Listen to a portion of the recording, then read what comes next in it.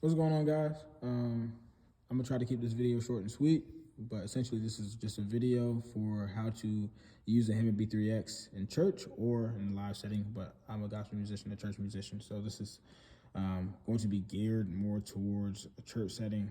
I am in a church. So I know the first thing people are going to ask me is what boards do you use? I use a Novation Launch Key 61 for my top manual. I use a Nectar GX61 for my lower manual. The Novation has the ability to change the Midi channel, which I'll show you in the app why that is important. So the Novation is set to Midi channel 2. My pedal board also has the ability to change MIDI channels, and I have the JG3 24-note pedal board with an M audio expression pedal. I know that you guys have probably seen some reviews on those, and people will probably have mixed feelings on it, but I'll get to mine later on. But the Nectar, at least to my understanding, you can't change the MIDI channel, and also, you don't need to, because this also has like no faders or knobs other than a volume knob over there that I highly suggest that you do not touch. But yeah, that's pretty much it. All the faders and knobs that I need to use, all the buttons and things are on the actual Novation itself. So, and with that, I have I have put mapped the faders to the lower manual because typically that's what most gospel musicians, church musicians will do. They'll use the lower manual more than they'll use the top manual, but I do have the knobs, excuse me, that was terrible. I do have the knobs mapped to the first 8 drawbars. The 9th one I don't, but you can also set presets inside the app. And so you can make your own presets to where if you want to have a certain drawbar setting for upper or lower or the pedals or whatever the case may be, you can just click one of those buttons and it does it for you. And so, but I don't need that, and I typically don't use it. Fresh out the gate, my preset, my 16 bass pedal, because I don't have the bass pedal drawbar mapped at all. My 16 bass pedal drawbar is always out. So yeah. But with that, yeah, I think that's it for the boards themselves. But for connecting everything together, don't mind the trash, because I just got some new stuff, and so I hooked everything up. So yeah. Anyway, the USB hub that I use is a J5 Create, and the top board, bottom board, and the pedals all go into there. For the pedals, the JG3 is a Midi 5-pin connection. So I had to get what's known as this MIO-I connectivity in order to convert the Midi 5-pin into USB. If you have like a Nord, or if you have a Yamaha, one, you probably won't be watching this video, but two, that was stupid. But two, yeah, you would just use the Midi out over there, and you could also use the USB to something else. But yeah, that's typically what that's for. Excuse me. But yeah, so all of that's connected to there. I also have a Belkin adapter to use my charger and also to run audio out of it. You can actually use the port that I'm using for that. You can use that as for another USB if you want to use USB audio. But I want to charge my iPad at the same time, so that way it doesn't like randomly die if I forget to charge it, or if for whatever reason the boards are draining my iPad too much or something like that. So I have my charger and also have the audio. The audio is running into a Harbinger LV7 mixer. Now you can run this directly into an amp, and I was doing that, but I've realized that I had more control and more flexibility when running it into a mixer. This mixer is roughly about $90, but you can get cheaper ones. This is just the one that Guitar Center had when I went, so I got it. I didn't really care. And then this is a Harbinger, I can't remember the name of this, but this is a very 2315 PA speaker, actually. It's used for like PA, but it has 2,000 watts and it sounds like heaven. So I'm using it. But I think that's pretty much it. I don't really think that I have.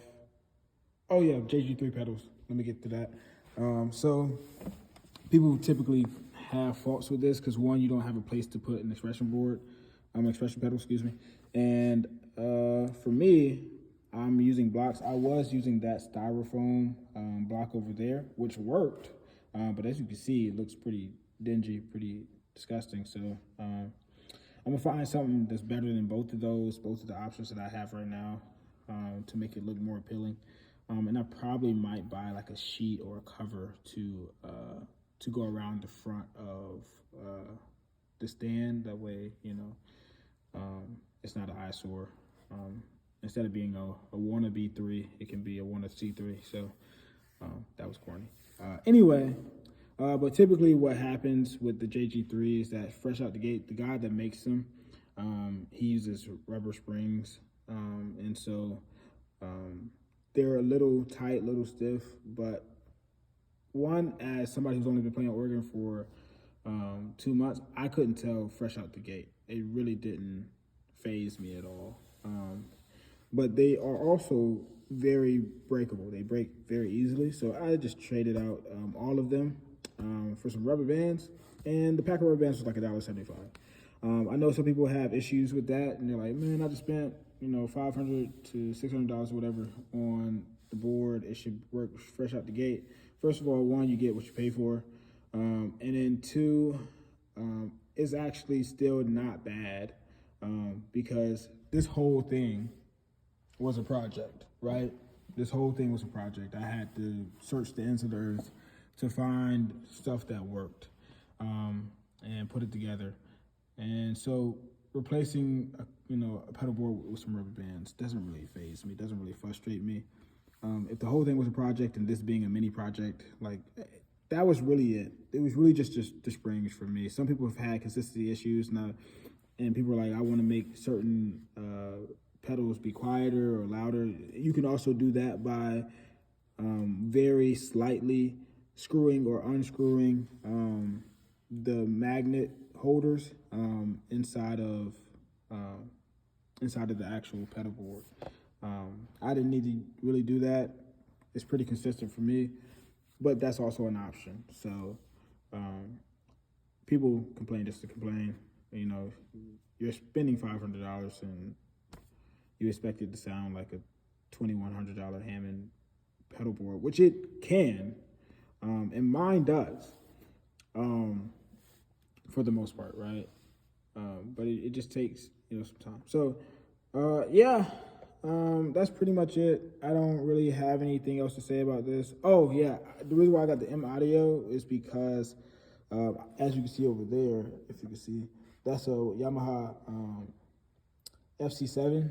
And while he did the job, and, he lasted as long as he could, it only swelled. That one only swelled in the last little bit of the using it, of the expression pedal.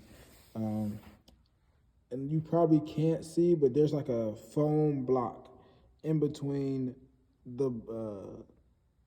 the actual board and then the holder of the pedal. And that was so I didn't press down too far, because after a certain point, it doesn't matter. And so it just seems weird. But this one here, this one's all the way at the bottom, and I can just show you. And then as soon as I start moving it, it starts moving as well. So it's just, yeah. The M audio is the truth. It works. It's the one.